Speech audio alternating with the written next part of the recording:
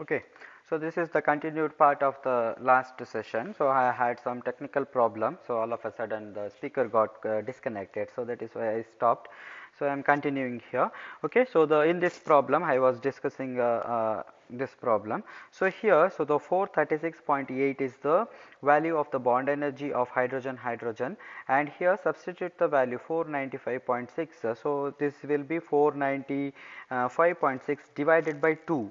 Okay, minus 2 into this is 466.2. okay, so this is wrong, so that was I was telling, and substitute the value, that is 436.8 plus so this will be 247.8 minus 932.4.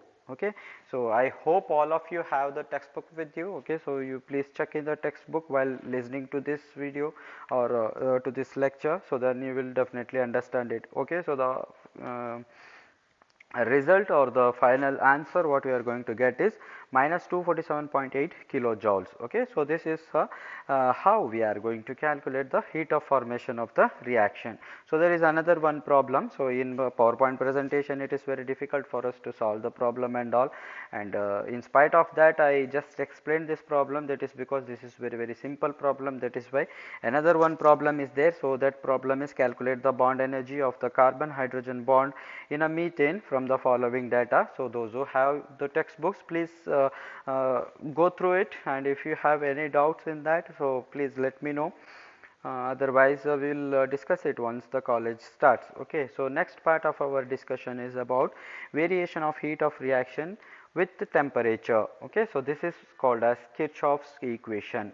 So the Kirchhoff's equation explains about the variation of heat of reaction, how the heat of reaction is going to vary with reference to the temperature. Okay, so as we change the temperature, how the heat is going to get varied, so that is studied in this topic. So that is what is called as Kirchhoff's equation. Okay, so Kirchhoff is a scientist who obtained certain mathematical expressions, so which defines the variation of heat of reaction with temperature. Okay, all these deductions follow the first law of thermodynamics. So that is why we are studying this Kirchhoff's equation in this part. So Kirchhoff's equation, it is a mathematical equation or a mathematical expression, but though that Kirchhoff's equation is related to the deductions of the flow of heat, which is directly based on the principles of first law of thermodynamics. So that is why it is essential for us to study the Kirchhoff's equation under first law of thermodynamics. Now let me consider a reaction or a process where A is going to get changed into B. So let me call A as reactant, and this reactant after undergoing some thermodynamical experiments or the changes, it is going to get converted into Bnth. Okay, so now suppose UA and HA represents, so U means, U is the symbol which is used to represent the internal energy. Okay, so U means internal energy. So here UA means internal energy of a system in a initial state, because this is the initial state, A is the initial state and B is the final state. So that is why UA means UA represents the internal energy of a system in the initial state, and HA represents the enthalpy of the system in the initial state. Okay. Similarly, UB represents the internal energy of a system in the final state, and HP represents the internal energy of a system at state B. So according to the first law of thermodynamics, the change in enthalpy is given as delta H is equals to HB minus HA. Okay. So since heat content is a function of temperature and pressure, so heat content is a function of temperature and pressure. So the above equation, that is equation 1, can be differentiated with respect to temperature, keeping pressure as constant. Okay. So once if I differentiate the equation 1, that is this equation delta H is equals to HB minus HA, by keeping pressure as constant with respect to temperature, so I am going to get, so d into delta H divided by dt at constant pressure P is equals to dHB divided by dt at constant pressure P minus dHA divided by dt at constant pressure P, right. Next we know that here So, the delta H divided by delta P at constant pressure is equals to Cp, this term. You forget about the final state B and initial state A. Just take, since delta H divided by delta T at constant pressure is equals to Cp. Cp means molar heat capacity at constant pressure.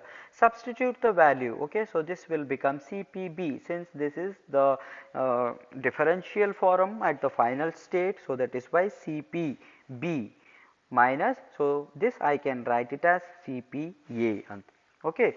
And next, so this Cpb minus Cpa, so this can be called as the change in the pressure, okay. So, the change in molar heat capacity at constant pressure can be written as delta Cp, okay.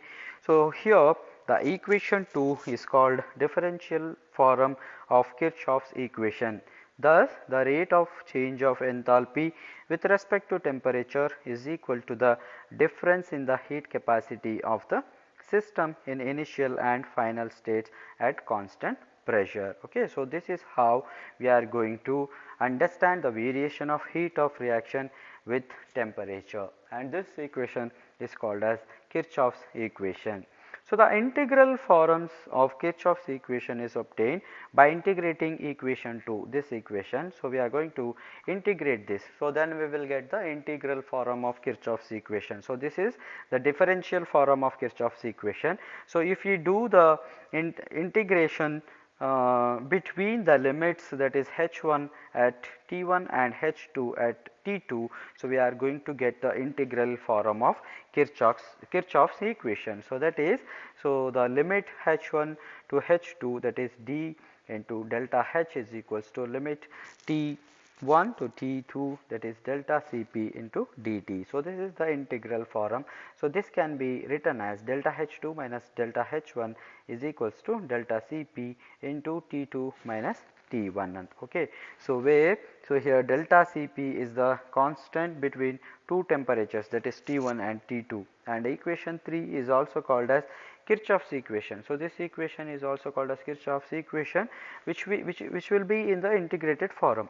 So, this equation is useful to calculate the enthalpy of reaction at a given temperature when the temperature is known. Okay. So, when we know the temperature, so we can calculate the enthalpy of the reaction, and thus delta H2 is calculated, okay. So, if you know the enthalpy of a reaction at a given temperature, and if you know the temperature, the two difference temperature, that is initial temperature and the final temperature, we can easily calculate delta H2, okay.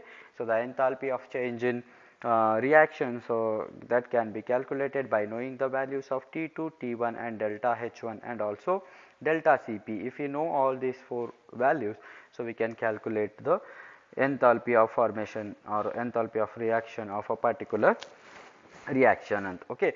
So, now let us take one example. So, this is also simple problem. So, that is why I will explain it here only. If you have any doubts, you are free to ask any time. You can contact me, okay. So, now you see, so this is a simple reaction where nitrogen is going to react with the hydrogen molecules to form 2 moles of ammonia. So, this reaction is carried out at 27 degrees centigrade and was found that the heat of reaction is minus 91.94 kilojoules, okay. So, here what is asked to calculate is what will be the heat of reaction at 50 degree. For at 27 degrees centigrade, the heat of reaction of this formation of ammonia is minus 91.94 kilojoules, and how much will be the heat of reaction at 50 degrees centigrade. So, that has to be calculated, okay. So, and what and all the informations they are giving to solve this problem is, so the molar heat capacity is at constant pressure at 27 degree, this is initial. So, 27 degree, let me call it as the initial state, that is the reaction which has taken minus 91.94 kilojoules of heat of reaction. So, the pressure for this is 24.45, that is for nitrogen, and 28.32 that is for hydrogen, and for ammonia it is 37.07 joules per mole per Kelvin, okay. So, he has given, so heat capacities at constant pressure, the molar heat capacities at constant pressure, that means Cp. the Cp of nitrogen is given, Cp value of hydrogen is given, and Cp value of ammonia is given. Okay. So now according to the delta Cp value, that is delta Cp is the equation, that is Kirchhoff's equation, where we are going to calculate the rate of change of enthalpy. Okay, so delta Cp is equals to molar heat capacities of the products minus molar heat capacities of the reactants. Okay, so here you observe this reaction. So here 2 nitrogen is present. Okay, so 2 into Cp of ammonia minus, so this is the product. Okay, so this is these are the products. First we have to take molar heat capacity of the products. Okay, here the product is ammonia, 2 into molar heat capacity of ammonia, so ammonia is the product, minus 1 into molar heat capacity of the nitrogen plus 3, hydrogen is 3. Okay, so 3 molecules of hydrogen is there, so that is why 3 into molar heat capacity of hydrogen. We know the value of all. Okay, so substitute that value. So I am going to get, so minus 39.28 joules per Kelvin per mole. Okay, so this can also be written as minus 39.28 into 10 raised to minus 3, 10 raised to minus 3 Kelvin joules per mole. Okay, so like this I can write it down, kilojoules, or this is kilojoules, minus 39.28 into 10 raised to minus 3 kilojoules per Kelvin per mole. Okay. Now I have to calculate, so therefore enthalpy change at 50 degrees centigrade is delta H2 minus delta H1 is equals to delta Cp into T2 minus T1. Okay, so this is the equation what we have deduced here, the same equation, equation 3. So this equation 3 I am using. So I want to calculate the enthalpy change at 50 degree centigrade. Okay, so to calculate that I should know the two different temperatures. So that two different temperature is, this is T1 and T2. Okay, so here the degree Celsius has been converted into Kelvin. We have to use only one SI system or SI units all throughout the problem. So that is why here degree Celsius has been converted into Kelvin. Okay, so to this equation you just substitute the values. So we are going to get minus 92.85 kilojoules per mole. Okay, so this is how we are going to calculate the heat of reaction of a given enthalpy of a reaction at a given temperature.